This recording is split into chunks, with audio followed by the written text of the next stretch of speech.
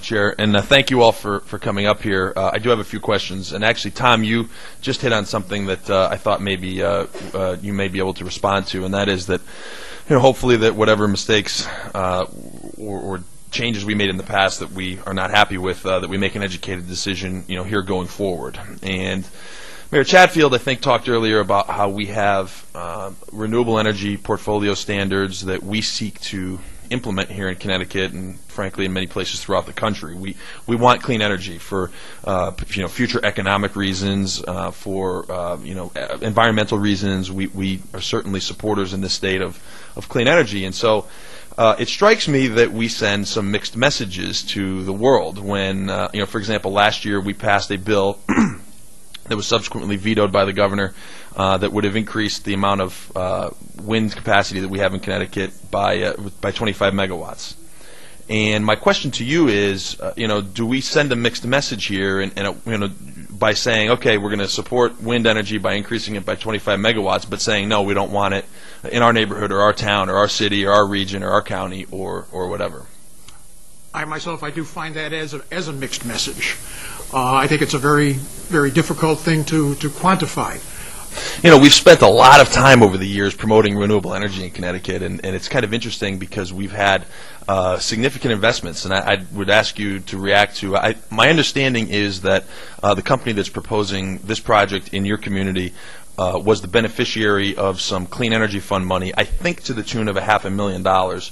I could be wrong on the number, but it's a government program we created. This legislature created the Clean Energy Fund. Ratepayers' dollars are used to finance it.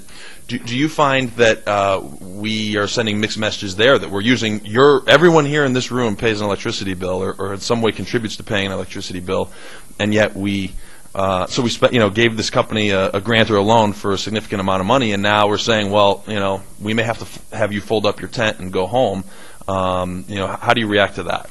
On that specific, I don't know how much funding, if any, that they have actually received.